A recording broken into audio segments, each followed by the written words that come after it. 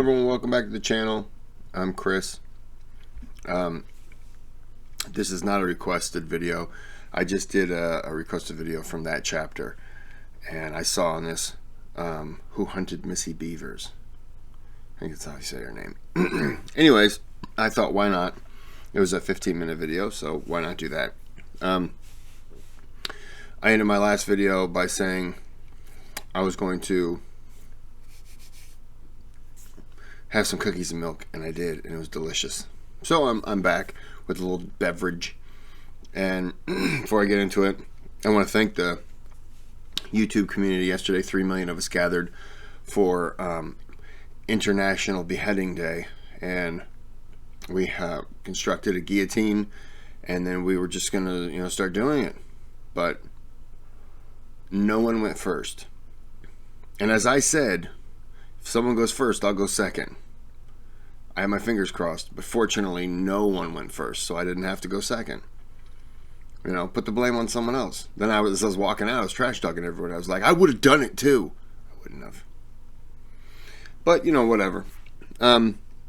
Subscribe to the channel, like the videos, or you can't watch them. It's going to cut off for you right now. And now everyone who has subscribed and liked, you'll continue to see this. I'm going to do this video. Sorry, it's the cookies and milk. I'm going to do this video, then I think I'm going to go ahead and do some more. But you won't know that because I'll end this video and do those. So they'll be separate. Okay, on to the video with the Irish-British guy, Mike. And no, I do not believe that she was, I believe that she was targeted. Okay, that's my opinion. That's not any information that anybody provided me, but Hey you, and welcome. My name is Mike, and in this video we're going to look into what happened to Terry Missy Bevers. I touched upon this case very briefly before, but there's so much startling information. In this video we're going to take a deep dive. Missy Bevers was a fitness trainer, and on April 18th, 2016, she awoke at 3:30 a.m. to host her early morning class at Creekside Church of Christ in Midlothian, Texas. When the class arrived at about 5 a.m., they discovered she had been attacked, and by the time the ambulance arrived, she was dead. Wow. With a host of disturbing surveillance footage, some of which gives us clues as to the possible identity of the perpetrator. Who would do this to a woman who was seemingly loved by all and had no enemies? There is seemingly no motive for what happened to Missy Bevers. Let's look into it.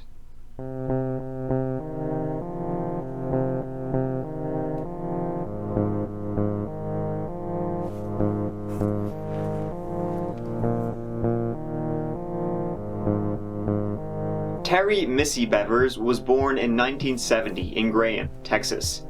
Since a young age, she was friendly, selfless, fun-loving, and charismatic. A person who had no problems making friends. After graduating high school, she attended Tarleton State University, graduating with a Bachelor's of Science in 1995.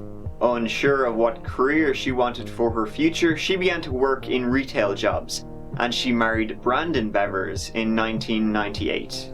After going back to school to get a teaching certificate in special education, she wanted to give back to those who needed it. She gave birth to 3 daughters in 2001, 2003, and 2007, and then decided to stay at home and raise her children. She later developed a passion for fitness and became a fitness trainer for Camp Gladiator.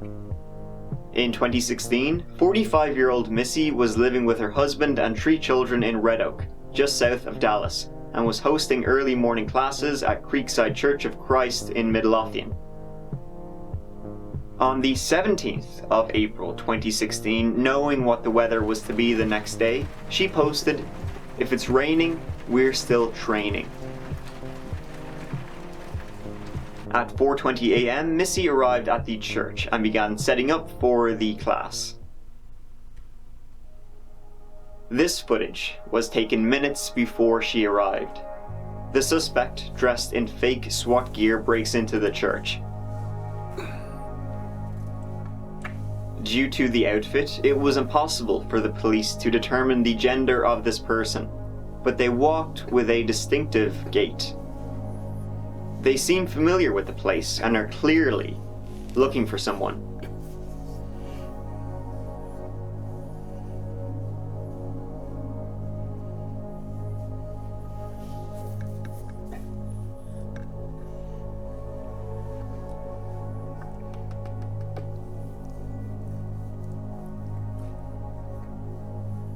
Just after 5 a.m., 911 calls were made, presumably by the class attendants. They described finding Missy Bevers unresponsive and that she had been attacked. When the emergency services arrived, however, she was already gone. Missy had been murdered and stabbed multiple times in the chest and in the head. There was also signs that Missy had fought and struggled against her attacker. Police at first thought that maybe it was a burglary gone wrong, that they were there to rob the church and were interrupted by Missy. However, they quickly changed the case to a homicide investigation after they found the surveillance footage. The only other clue they had was this footage of a car outside the church. Midlothian police released 2 new details in the fitness trainer murder investigation. Police are looking for this car, seen on the morning Missy Bevers was murdered near the church where the crime was committed. During the investigation, a sporting goods store just a few miles down the road from the church gave police additional footage. It showed a similar car to the one seen outside the church, and it was taken just a few hours prior to the murder. The police never identified the driver of the vehicle.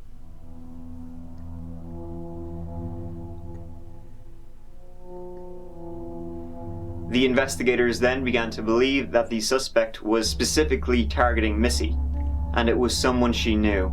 Missy's husband Brandon arrived back 2 days after the crime, as he had been on a fishing trip in Mississippi with his brother.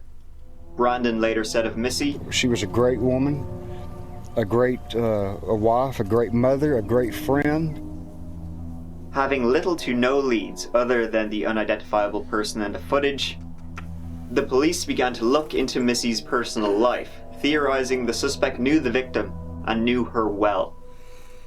Police discovered that Missy and her husband Brandon were having financial difficulties, and they had also previously discussed extramarital affairs. Police got warrants allowing them to gather cell data, as they thought Missy may have been in contact with the killer, but they didn't discover anything. When the knowledge that Missy and Brandon had discussed extramarital affairs, and that possibly one was cheating on the other, people began to point the finger at Brandon. But let's take a look at another man Missy would have been close with, Brandon's father, Randy Bevers. Here we have footage of Randy walking into the police station. Notice anything about his walk? Distinctive.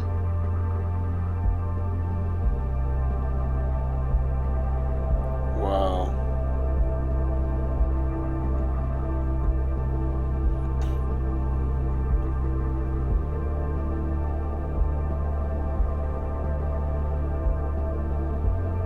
Also, 4 days after the murder, Randy Bevers dropped off a blood-covered woman's white extra large long-sleeved shirt to a dry cleaner in Midlothian. He alleged that the blood came from a dog, which was involved in a fight with another dog. According to the search warrant, Midlothian police have seized a woman's white shirt size XXL that Missy Bevers' father-in-law allegedly took to a local dry cleaner just on Friday. This appears to be a copy of that receipt. You can see the description here. It says pullover, animal blood, red, all over white. Now, Randy Beaver, as well as his son, just has been in the police station here behind me. They're inside of that police station right now. According to detectives, Randy Bevers took 4 shirts to the dry cleaner, 3 shirts described as men's shirts, 1 XXL women's shirt with blood stains on it on April 22nd. The Dry Clean Supercenter reached out to police that same day. The clerk said that Bevers had explained the stains on the white shirt came from, quote, animal blood. Now, our team spoke to Randy Bevers himself. He says he was aware that police seized that shirt. He explained the blood is animal blood. A family dog, he says, a Chihuahua, was involved in a fight with another dog, and he was wearing this shirt at the time. He says he has provided police with a statement, and his son briefly explained the situation just outside of the police station for us. It's a Chihuahua. Right. He got in a dog fight. That's all I'm going to say. I got to get some water, though. Police managed to get the shirt and conduct a DNA analysis of it. However, they were not able to confirm it was human blood. They also spoke to his veterinarian, and he confirmed that he did bring in an injured dog. The dry cleaner had your shirt listed as a woman's XXL shirt. Just a mistake. That's your shirt. The dry cleaner listed your shirt with the blood stains on it as a women's. Well, my wife's white shirt had blood stains on it too. So both of us had blood stains on her shirt and mine. So because it, So there are 2 shirts of blood on it. Yeah. The one only listed one. The one on listed one. Where's the other shirt? The dry cleaners. So the dry cleaner calls and says there's blood on. I don't know what the dry. I don't know the conversation between the cleaners and the police station. Okay, I don't know that conversation. But you're saying there's blood on 2 shirts. There's 2 shirts that's got blood on. Okay. And then, Randy, even though it's brought you this attention, would you say that you're glad that they're looking so closely? You better at all believe of it. this? You better believe it. You better believe it. If they weren't, they wouldn't be doing their job. Okay, so by them doing this, it tells me that they're being diligent and doing their job on any tiny little whatever comes across is being looked at, and it should be. So that's great. So this guy is either remarkably confident that he is going to get away with it, or he really had nothing to do with it. Because if I had nothing to do with it and the police, there's a bunch of things, and they started looking into it, I would say the exact same thing. Because of my closeness to this person doesn't mean that I shouldn't be looked at as a suspect. I should definitely be looked at as a suspect. It's only fair. You on stuff like this, yeah, if she dies, the husband's the first one that's going to be looked at, and they've had some issues. But that doesn't mean that her father, his father, her father, if he was around there, like everyone should be fair game to be looked at within reason. You're not going to look at somebody who you absolutely know. But yeah, that to me that's a standard, should be a standard thing. Brandon was confirmed to be in Mississippi at the time of the murder, and Randy traveling in California. And both of these were determined to be true, the alibis held up. But that has not stopped people theorizing that, indeed, they were out of town. They may have knowledge of who committed the murder. In the months that followed, there was never anyone officially listed as a suspect by the police. There were... You wouldn't really think that they're going to list people as suspects. Only because they're not going to... if they're looking at you as a suspect, they're not going to announce it. That would be stupid to announce it. They're going to keep that quiet and follow you and dig into it more until they know for sure you're no longer a suspect, or you've been cleared, or they're honing in on you. I don't think they should ever announce it. Of course, however, people of interest. Last year, amid a flood of tips, a name emerged: Bobby Henry. Hi, how are you? Midlothian police executed a search warrant on his house. I thought somebody was pranking me. They said, step out on your front porch. I step out on my front porch.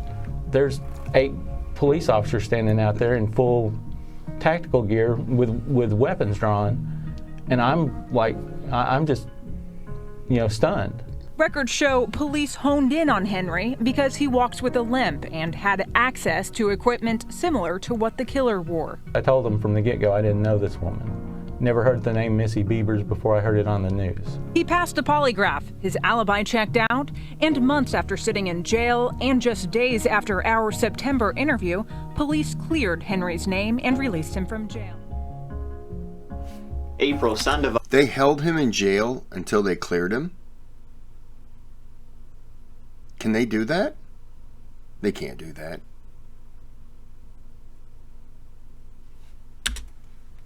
Was one, a woman who attended Missy's classes a couple of times. She had a stocky build, a broken foot, and was in the height range of the suspect.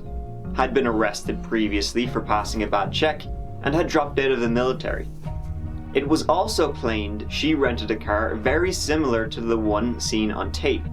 However, when the police spoke to her, they didn't find anything which they believed connected her to the case. So what do we think happened to Missy Bevers? So who was that person, the person who attacked Missy, dressed terrifyingly in SWAT gear at 4 o'clock in the morning, stalking the church looking for her? Or was she simply a victim of wrong place, wrong time? Though if it was a burglary that went wrong, why were they wearing SWAT gear? And the manner in which they walked around the place it definitely seems like they were looking for something in particular, or someone. I believe she was targeted. You have to ask yourself, if a person's going to break into a church, what are they going to take? What are they there to steal? AV equipment? I work in a church. Some of the most expensive equipment in a church is AV equipment, or money from tithings from the previous day. Okay, those are the two things. Was she the target of a hired killer by someone she knew? Was the hired killer April Sandoval? I don't think so. Was it Randy Bevers?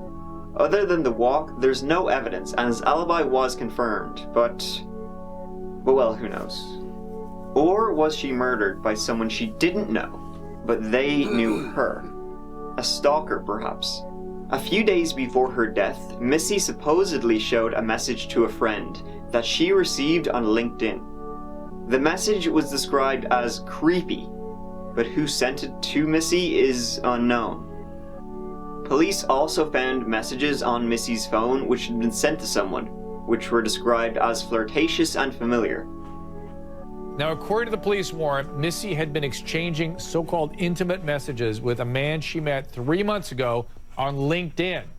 Apparently, her husband knew about her affair, told police about it. Pat, is this the same person she had the affair with? And I guess you just got off the phone with the husband. What did he tell you? As for that LinkedIn message, there's a couple of different things. First, a couple of days before her murder, they believe there was one set of texts coming from a so-called creepy person that they're still trying to identify. But according to the affidavits, and I read them all today, there was another communication going on with someone else for a matter of months. It is unclear whether that person, I could name him, but I'm not going to at this point. All you have to do is read the affidavit, that person and she were communicating, according to this, since January. Now, that doesn't mean anything. We don't know that that's an affair. Could be a friendship. But the police, they never revealed who the person she sent the messages to were. New detectives were assigned to the case in 2018, and a $50,000 reward has been offered for information. But to this day, over 3 years later, even with all the footage we have, and that's a lot of footage for an unresolved murder, we still don't know who was responsible for Missy's death. She didn't have any enemies, or at least none that she knew of. She was well liked in the community, and she suffered a horrific end. Hopefully information will come out sooner rather than later about what happened to Missy Bevers. Thank you so much for watching. I really...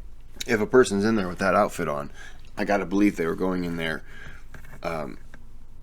to hurt or to kill. And I only say that because they're wearing an outfit where if you were to come in, they could make you feel as though you're the one they're looking for. You know, they could charge at you, get down on the ground, get down on the ground. You're gonna see SWAT outfit, you're gonna get down, and then they handcuff you, and before you realize it, where's the rest of the SWAT team? They've already got you. So that could have just been somebody in there's with the intent to kill her, or maybe with the intent to kill anyone. I don't know. That's kind of a crazy story. Let me see if there's anything new with that. Sorry. So she died April 18th, 2016. So we're going on 6 years now, and yeah, it's still saying article from March, who killed Missy Bevers. So it's still I've been told to check out the Sherry Papini. I was told this by somebody I work with. And I only bring it up because people also search for, and then her husband's on there, and then that Sherry's on there.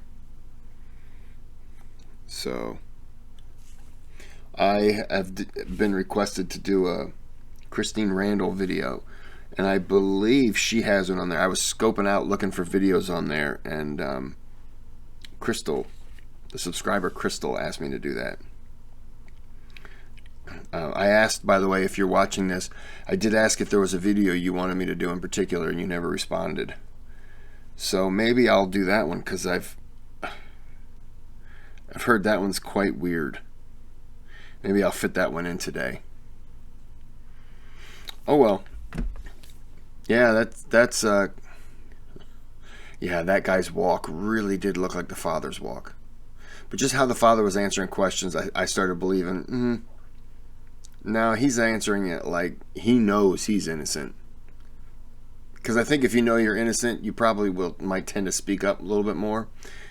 I probably would, unless I sense where they're trying to take it. They're trying to take it towards me. Then it's just like, nope, I button up. Invoke your right to remain silent. Unless you're being detained, leave. And if you're being detained, call your family and contact a lawyer. And then don't speak until, unless you know, I want to call my lawyer. Okay, here's your phone. Call your lawyer. Well, most people don't have a lawyer on standby. So you got to call your family to call a lawyer, or if you have a relative that can step in just to get you out for the time. Yeah. Anyways, I don't want to run the video on too long because I have to do some laundry as well. So I'm going to do that right now, and then I'll come back and I'm going to do another video, but you won't know that because your video is going to end in 5-1. Appreciate it. Goodbye.